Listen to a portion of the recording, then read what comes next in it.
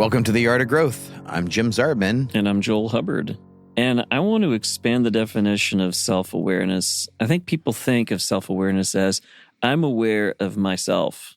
I'm aware of my internal experience of life. I think that's probably the definition that most people live with. I'm aware of what's going on internally, meaning I'm aware of my impulses, my motivations. I'm aware of my habits, my patterns.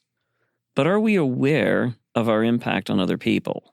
We think sometimes we're aware of our impact on other people because we're judging the impact based upon what we're reading their response to us is and interpreting that response. Exactly. But have you ever asked how they're experiencing you? And most people haven't. And so, we're making guesses and then we're editing according to that guess. In some cases, we're right, but much of the time we're missing this whole other area. And so I want to expand that definition of awareness, meaning, but are you aware also of how you're being experienced by other people? And that helps you to define even more who you are. It helps you to form a little bit more, because there's some things you'll do that somebody else's reaction to it will be like, that didn't feel great. And then you'll come back to yourself and you'll realize, and that didn't feel great internally for me either. I realize that isn't my best, but I wouldn't have known that unless there was some kind of pushback.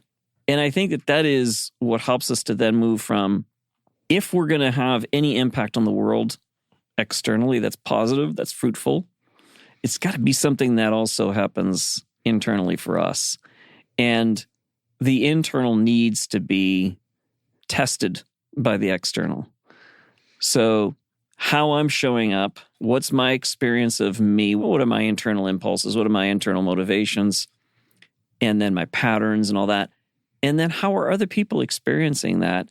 Again, reveals something sometimes about who we are that maybe isn't our best. And then that helps us to begin to shift. Maybe I do want to show up differently. I want to show up in a way that is more around the values that I have, the deeper values, the better values that I have internally. So I think, the idea that we want to explore today is, before anything is done through you, it has to be done to you or done internally. And I think that that's an important thing to consider. Like, I'd like to have an impact on the world. Okay. Do we have an awareness of yourself and how you're being experienced by other people? And that helps us to be far better in having a positive impact on the world. I say this all the time. I don't think I'd be the person I was without the resistances, the pushbacks, the blows from a friend that are better than the kisses of an enemy. I would not be the person I am in any respect. I would not have improved had it not been for that. For sure. I remember being like, I think 17 years old, and I was leading like the youth group band, whatever. And there's an old military guy who used to hang around and mix and do all this stuff. And he, this is like mid 90s. So he puts in like these ADAT machines to record. And then I could go back up and listen. And I'm sitting there listening and I'm like, that's not what I sound like to me. And he just casually looked over at me. He goes, well, tape ain't pretty, but tape don't lie. I was like, ouch. That really hurt. So it is, you hear this all the time where when people hear themselves recorded and they hear their voice recorded for the first time, and they're just like, that's what I sound like? That's not what I sound like in my head. I sound completely different than that. It feels like a foreign person. And I think the kind of awareness that you're talking about is exactly that kind of experience. And that's why so many companies have started introducing things like the 360 interview, because like you need to understand how people around you are experiencing you. And the same person who I first heard that phrase from, before it happens through you, it has to happen in you, said something else along these lines, which I think the interpretation piece is so key. Is that we have these interpretations of our actions. And when we do our intent versus impact training, like one of the first things we say is that we judge others by their impact on us, but we judge ourselves by our intent. And that little interpretation mechanism is so biased in our favor Yeah. Oh, yeah. that it really does take getting called out. And you talk about, the wounds of a friend can be trusted, that old proverb, wisdom proverb. One of the things that he said to me, and it was after this really difficult time in my life where I felt like I had been treated really unjustly, and in a lot of ways I had. But he made this little comment to me that he said, any interpretation that does not include your responsibility, your fault, your understanding how you contributed to it, that's the underlying. Any interpretation that is devoid of your contribution is incomplete. Mm-hmm. Yeah. And that really made me start going, well, how have I interpreted this experience? And this is something we're going to get into later here, but the whole hero, victim, villain Yeah. triad. How did I interpret the experience? How did I interpret other people in that experience? And how do I see myself in that experience? Yeah. Because I was seeing them as the villain and me as the hero who had experienced being a victim.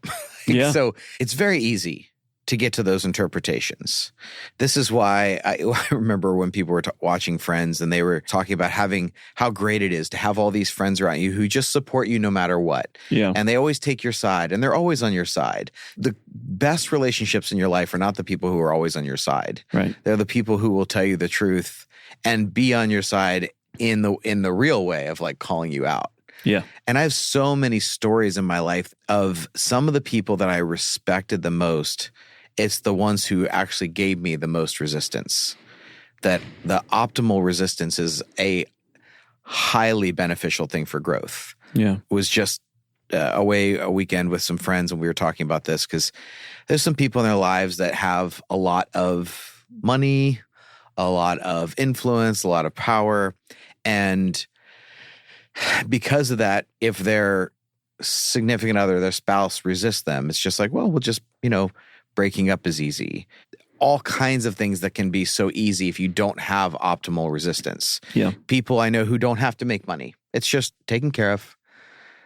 There's some of that optimal resistance. Oh, yeah. That is, Yeah. I think part of us dreams of a resistance-free life. Yes. Oh, which yeah. is why comfort is like the god of the age. Yeah. But there is optimal resistance to your becoming. Yeah. I think that is absolutely true, which will dovetail beautifully into the next episode that we do, as we're wrapping up our book here with all of you. But there are far too many ways to avoid the journey. Far too many ways to avoid the journey. There's endless amounts of escapes. And I'm not talking about irresponsibility. I'm talking about the scope ranging from highly responsible to highly irresponsible. Yeah. And still be avoiding the journey. Yeah. People that give up one addiction to take on one that is socially acceptable, but they are still bypassing, their journey.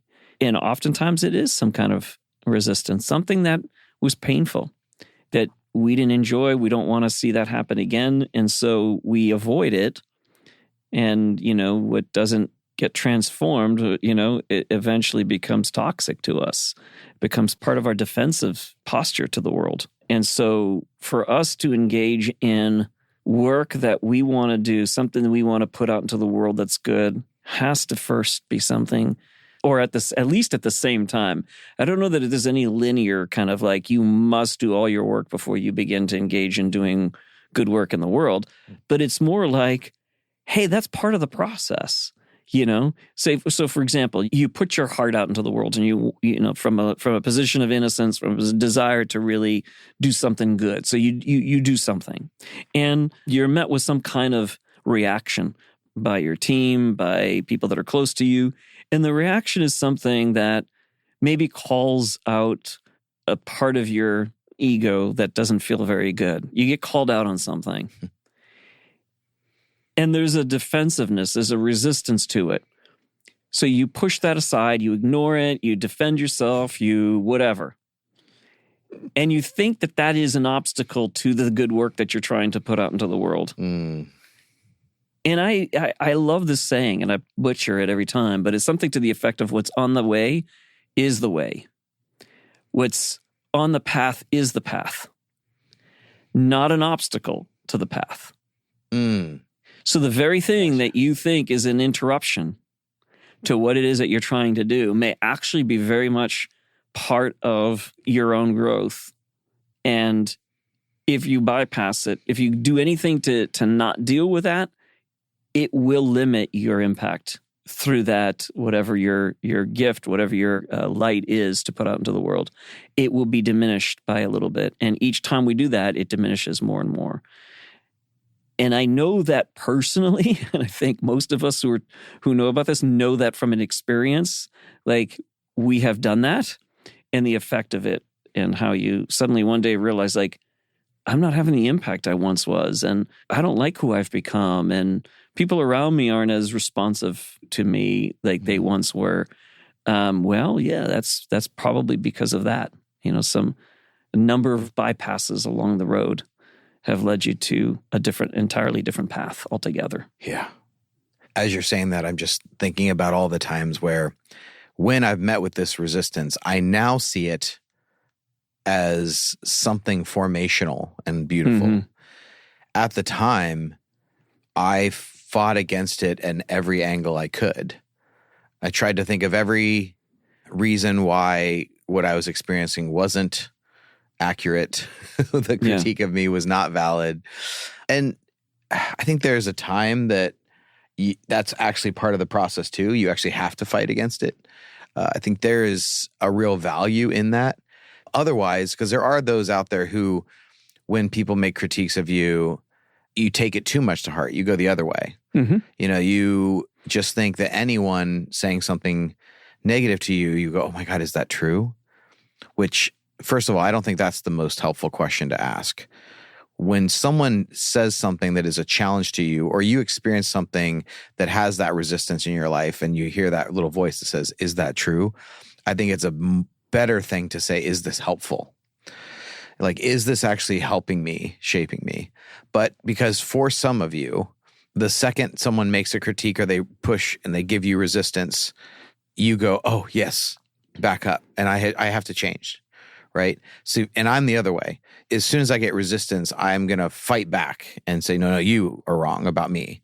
Those extremes tend to exist for all they're of us. reactive, and they're part of the type, right? Absolutely. Well, here's the thing. I think the pause in between the stimulus and the response, to quote again Viktor Frankl, I think is critical to that in that space as well. It's like, okay, hold on, before you have a response.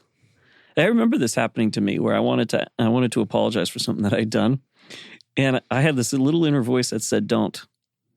And I was really surprised by that. I was like, "Don't apologize. Don't apologize." And I was like, well, why? Because I'm right? And the response was, there was no response. So I trusted that. I was like, oh, this isn't about right and wrong. That was what my response to that silence was.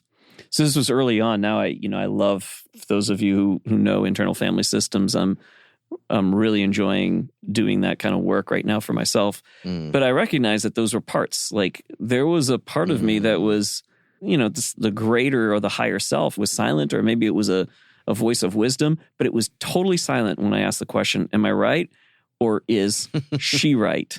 And this was something with my wife that it was like, I don't know, 15 years ago or something. And I felt that strongly, like, don't apologize.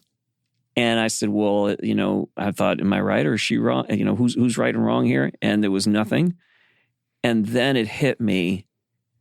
It was, no, this is a reactionary apology as a means to getting back into good graces so that you don't feel the pain of disconnection. Yeah. And so I paused, I waited, and I felt like the voice internally guided me to wait for 24 hours before you do anything. And that felt like an eternity in that discomfort. Oh, yeah. I waited. And then the wisdom came. It was, you would have apologized just to get things back, but not from a place of, deeper awareness. And so I think it's right to pause before we respond so quickly. to ask ourselves those deeper questions. What is happening here? What is this obstacle, this resistance that I'm facing? What is it trying to teach me?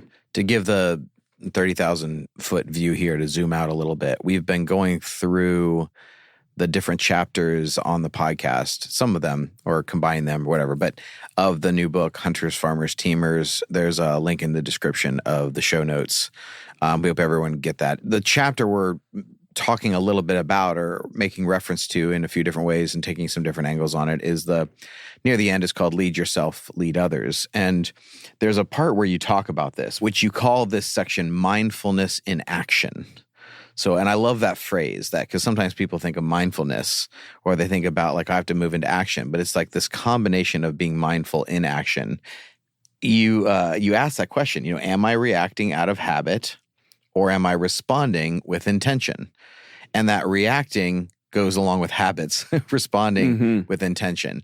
And I'm almost going to do the reacting out of habit first. I can almost guarantee it. Sure. I can't tell you how many times where I've been called out on something, I completely fought back, I shut them down, and then 2 days later I had to come back and be like, yeah, you were right. Because the instant reaction and the habit is to punch back, right? But then come back and respond with intention. I think most people, you don't do both. And I think the growth is in both, because there's a governing question that you put in the book over this, which is like, am I showing up as the person I want to be? So tie like that phrase into this concept, this whole question about, am I showing up as the person I want to be? Yeah. I mean, to me, that's the question that should lead and have the, many small answers supporting it. Because I don't know that there's ever a point of arrival, like this is who I am, and now I know exactly how I want to show up every single time. But it's more of that question guiding us to, am I showing up right now the way I want to be showing up? And sometimes you'll have a yes, and sometimes you'll have more of like a, well, just adjust here a little bit, right? Adjust your tone here. Adjust your engagement or your disengagement. Adjust it a little bit. You're overly doing it right now. Pull back a little bit. Right now, you're way pulled back. Engage a little bit. And there's just small tweaks to saying, we have a sense sometimes of who we are when we're at our best. Yeah. It's not always easy to name that specifically, but we know we like ourselves in that space. And when we show up that way, we can walk away with a sense of respect. We felt good about that. There's like, yeah, I like this person. I like who I am when I'm this way. And so I think bringing attention to that, again, the big thing in the work of spirituality is bring attention to the thing that you want to be. And when you bring your attention to that, the energy generally follows. Life bends towards that when our attention is aimed in that direction. And so you aim your direction towards, I'd like to show up more consistently this way. And so when I don't, then I know I fell short. Then I can come back and have that, like you mentioned, have that redo, aiming in that direction of how do I want to show up has a lot to do with values, has a lot to do with more intentionality. Then there's more fruitfulness in your life. And I think that goes back to this idea of have the work done to you so that it can be done through you. Yeah. Then you're showing up more authentic. You're showing up with credibility in life. Yeah. And unfortunately, we don't, we look around and we sometimes wonder where are these sages in our world? And good luck, because there are some. I mean, I'm definitely, a big fan of a few of them that I follow. But it's also asking ourselves, am I becoming that, right? So instead of looking always for sages and for guides, spiritual guides and gurus and all of that, it's like, yeah, but become that person, become the person you would like to be. And if you keep aiming in that direction, then the person you are 5 years from now will thank the person that you are today for having done that work. And you'll be proud of it. And you'll find that other people really do, in fact, value your contribution because it comes from a place of growth and transformation and of real, authentic, fruitful life, I think. So you and I have been doing a bunch of executive coaching with this one Fortune 100 company. And one of the things I've actually been working with a few of them on is using our feelings wheel. So if you are out there and you're not familiar, we did an episode on it, but we have the Enneagram feelings wheel. There's a thing on our blog that gives the whole description, but it's been really helpful for people to actually look at it and go, well, where am I at my best? Where am I working from my best? And I started bringing up more because I had experienced a few months ago where I got really excited about a possibility and I was like moving really quickly with my energy and I bought into a scam. And Abby, my wife, afterwards asked me a couple really different questions because she's like, yes, but when opportunity comes, but you normally have a sense of peace? Like you're in a place of peace when you're experiencing that opportunity. And it really stood out to me. I was just like, that's on the freaking feelings wheel. It's like, right. So for the body types, there's a difference when you're working from peace or you're working for it. Because the 8, for instance, it's like I can get agitated if I just conquer the world. If I take on enough of the things, then I'll have a sense of peace. For the 9, it's like if I avoid enough disruption and I don't rock the boat, then I'll have a sense of peace. And for the 1, it's like if I do enough of the right things and I do it right and I keep improving, then I'll have this sense of peace. But it's like at your core, the best version of you, the energy that you're working from, the quality of energy that something is coming from, is that from a place of peace? For the heart types, does it come from that place of love? Not so much of earning it, but the free exchange, because true love doesn't seem to care who is the sender and who is the receiver.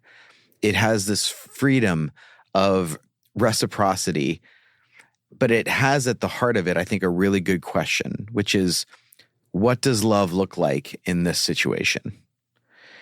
And so if we're going peace and we're working from this place of love, and then yeah, but hold on. I would add for the love part, because that's, if you think about like 2s, they're going to love outwardly. Yeah. But the issue for love, like it is for peace in the body types, is something you're generating, you're living from, instead of living for. Right. And so that's the only qualification I want to make for the heart types there. Yeah. Living from love and not for love. Right. Right. And for the head, when they're in the good space, we use the term faith on the feelings wheel, which is the capacity to move forward when you do not know the outcome. Because for the head types, that anticipation machine and that interrupting emotion of fear. And so the quality of the energy, it becomes this frenetic, fearful anticipation of what's coming next and am I going to be okay and what's next? Instead of that deep place of peace, of wisdom, love, all of it coming together. And it's, can I work from a place of, hey, my job is to show up and do the best I can. That is an act of faith, is to just show up and to do the best you can. And that is going to make you go, either I'm deeply okay in the moment or I'm deeply disrupted in the moment, but I can turn my eyes in the direction that I want to move and I can move in that way. Yeah. For like 7s in the area of faith, it would be more of like, and I'll say something that's sacrilegious to some Enneagram teachers who believe that 7s are the most anticipating of the head types. I find that remarkable because like, how many 7s have you talked to? Because that is not so much my thing as much as it is my wife, who is a 6. I see there's a whole lot more anticipation there going on. For the 7, it's more like faith around that the world is unfolding as it should without you having to rush forward into that place. Right. That is something we can tune into, is how much of the anxiety or the excitement, difficult to differentiate between those two sometimes, particularly for 7s, it's like how much of that is driven by the need to chase, to make something happen. And so I fall prey to scams, and I have in the course of my life. I fall prey to opportunities that are stupid because the excitement got all caught up into that. Yep. And there's not a trust that things will unfold right now. What's in front of you right now, what's immediate, have faith that this is your work. This is the process. This is the steps. These are the steps to take, and you'll be okay. And things will unfold as they should, and you will have what you need. So for all head types, it's having there's an internal sense that we don't have what we need.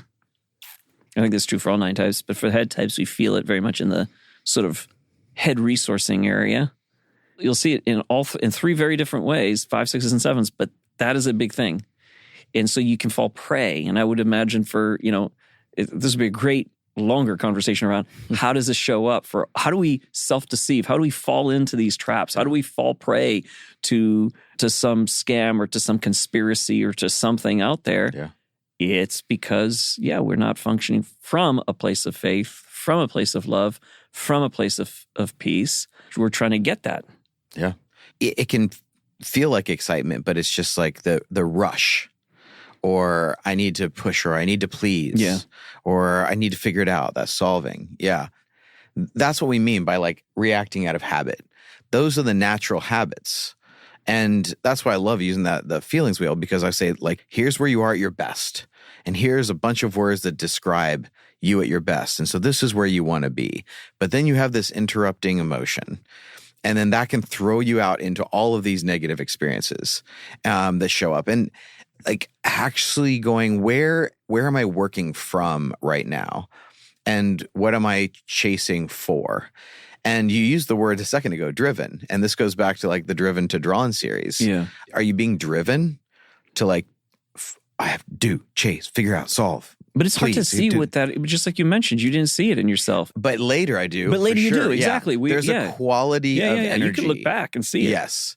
And I think I want to learn that quality of energy, because if I look over my whole life, I can tell you so many points that went wrong because I had that like, go, rush, act, move.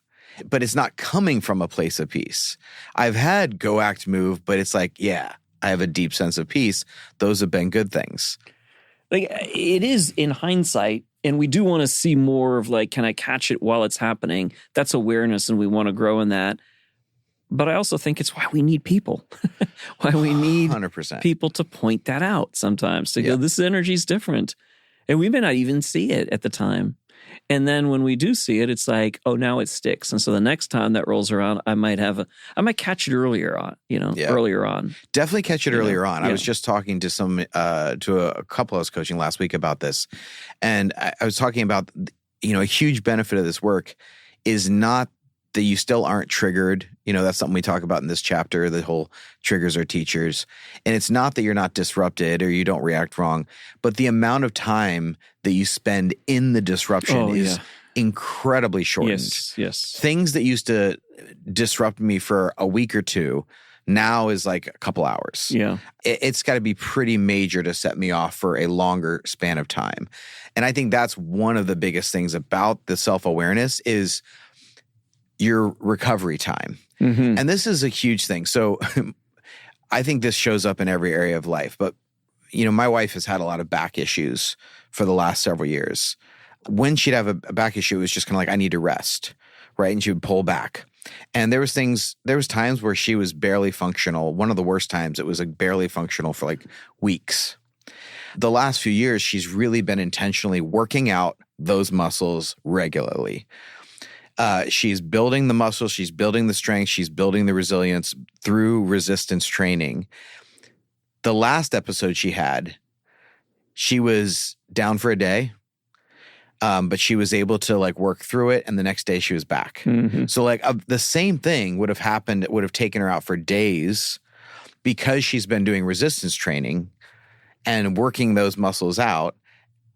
It doesn't affect her in the same way now. Yeah. And I think this is a huge part of like doing this work. I was talking to another couple about this last week, a different couple I met with, where I was talking about, this kind of awareness work, you're really good about going to the gym. You personally, this person, this is the same kind of thing. You have to show up to the resistance training of your emotional center and your reactivity and your head center and your descriptions and your defenses and going through all that just as much. Like, because that's what's going to make the difference in how you're able to do what we're talking about at the beginning of this episode, which is this is the work you're doing in you so that something totally different can come that's through you. Exactly right. Yeah. All right. One last thing I want to say, because I want to punch up at Punch up. stuff. Okay. Let's do it. So this is what drives me nuts about guruism.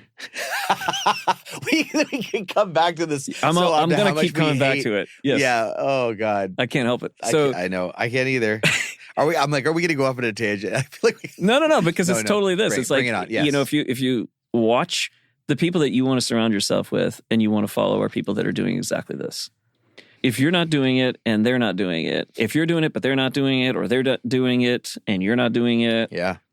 In order for you to read better who are people you should follow, is you have to do the work yourself. It's like anything. That's true. Like take any sport. My addiction being racquetball. When I started out, there were certain people that I was taking lessons from. Not real lessons, but it was like, hey, get in the court. Hey, Joel, you should be doing this. Here's the position you want to be in. And they were teaching me stuff. Well, now I look back and they're like, they were wrong.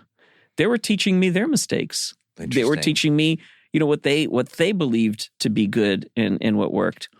And then I got around people that were always improving and always growing and always developing because they were also following people that were much better than they are. And I got around those and I could tell the difference. It's like, oh, that's a person that's always improving. They get a better shot. They're watching the training videos. They're taking lessons. And so I got around those people. Yeah. That's how I was able to discern the difference between this is a person who pretends to talk about what they know, and they just simply are more talented than I was, or they had been playing for longer than I was, and so they were able to beat me. And that made me think they must know something. They must be better than I am, and they must be people I should follow. But once I started down that path... You just named the entire influencer market. I'm telling you, That's what all of it is. It's crazy. It's that right there. Exactly. That person's good looking and seems to have money. I should listen to what they have to say. You don't want to take advice from people about something where they themselves haven't done the work. And once you start down that path, then you start seeing more of the difference between those who are trying to get somewhere by selling you on something themselves versus people who have actually gotten there and who are wanting, from a place of compassion, from a place of humility, wanting to also serve other people. I can tell you the person who hasn't gotten it figured out, I can tell them right away because they have all the answers. That's the way to know that they don't know what they're talking about. Yeah. The people who know what they're talking about have, we just said this last week, big questions and small answers. Yeah. Because it's always shifting, it's always changing. The people who have an answer for everything don't know what they're talking about. The people who have a good question, those are the people. Yeah. If you look at the history of the wisest voices in history, when asked a question, what do they typically do? Do they typically give us like, oh, it's just this answer? No. Like I grew up in the Christian tradition, and what does Jesus do? Anytime he's asked a question, he either asks another question or he tells a story. Mm-hmm. Well, and sometimes it's like your question's wrong. Like your question's not even the question you should be asking. Right. So people that actually do know something, they're usually the ones that are reframing it. Like you mentioned Jesus would. Reframe it through a story. Reframe the entire context of how you're thinking about things. But they're not going to answer everything for you. Those are people that are peddling certainty. Yeah. It's a great business to be in, by the way. Certainty, maybe we should... I always talk about like the book I would write if I had no soul. Like it's like the phrase that goes through my head. When I hear certain things that come out in the world and certain books that are like bestsellers. Yeah. And I'm just going like, man, I work awful hard, and that's the book I would write if I had no soul, because I would give you all the answers, and then I would sound like a guru, and then it would be so great. That is a defense mechanism. Like that is a way to avoid the work. And that the energy of that work isn't coming from that place. Like watch the energy internally when you watch someone like that. Yeah. Is it coming from that place of peace, of love, of faith? No, it's a sense of lack, of need, of not enough, of I need to chase. Like the internal energy that you have in reaction to the person trying to sell certainty should tell you it's bullshit. Here's the big question. Does it inspire you to do your own journey, to deepen your own self, your own understanding? Does it inspire you towards that? Or does it persuade you, convince you to follow them. Anything that has follow me because I have the certainty, I have the answers because I'm giving you that. If that's what it does, they're not even the problem. Even though I'm punching up at gurus, it's really, they're not really the problem. It's our gullibility around, oh, there's an answer. Therefore, I can avoid my own journey. I don't have to do this. I just follow more of them. Now I'm subscribed to their YouTube course that they're selling. I'm subscribed to following them, so now I get all their notifications. I'm always binging on the latest thing. That's a good question to ask ourselves, and I asked myself that question too. I had this happen a couple of weeks ago where I was watching something and I was so moved by what I saw.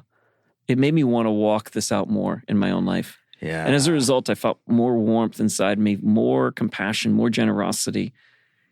And I expressed it more to my own family. Once I got off that, I went upstairs and I'm interacting with my wife and I'm feeling that warmth and that generosity and that openness.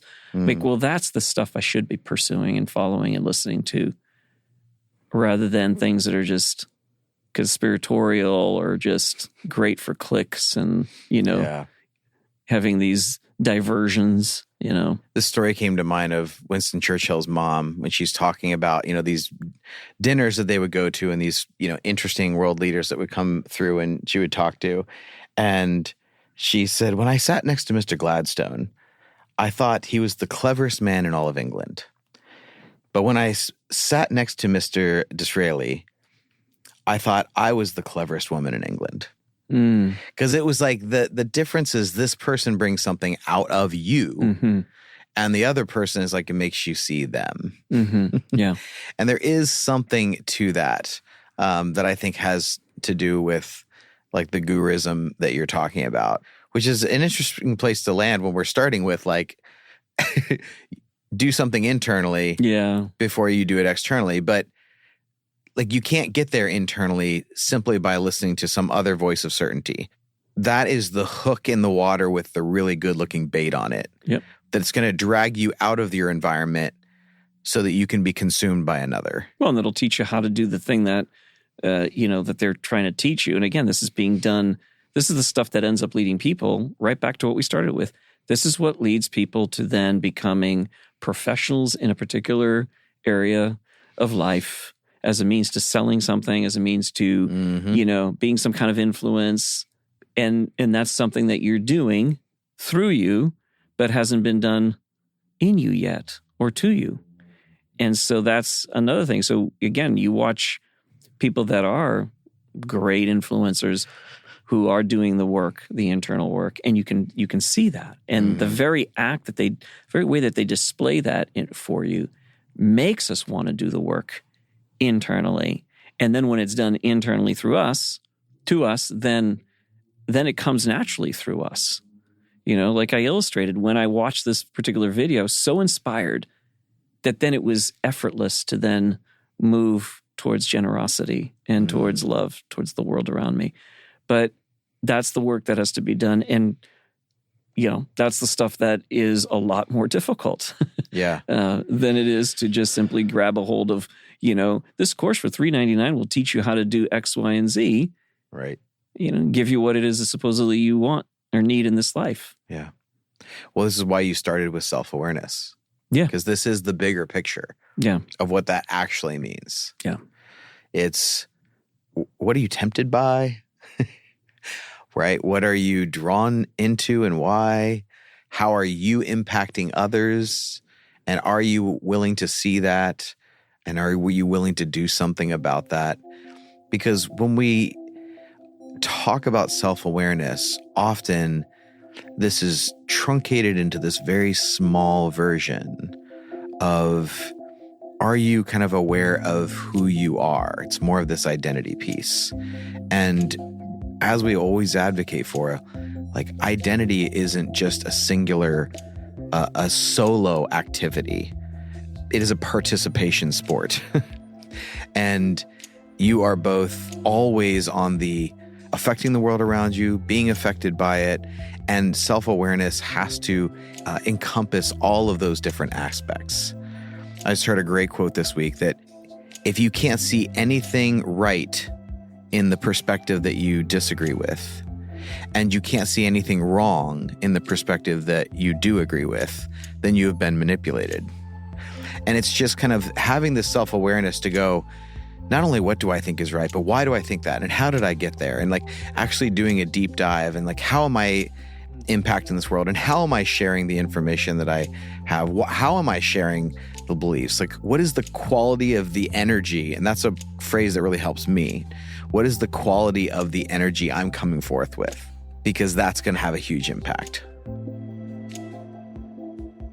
So thanks for listening. You can take the new Hunters, Farmers, and Teamers assessment on our website, theartofgrowth.org. That is our new instincts test. And you can order the Hunters, Farmers, and Teamers book on Amazon now. The link is in the show notes. Based on our interactions, we are also adding content to our Instagram about the topic, which is just Art of Growth. And the best way to support the show is to leave us a review wherever you listen and share this episode with someone else. We're hugely grateful for you doing this work with us. Grace and growth, my friends.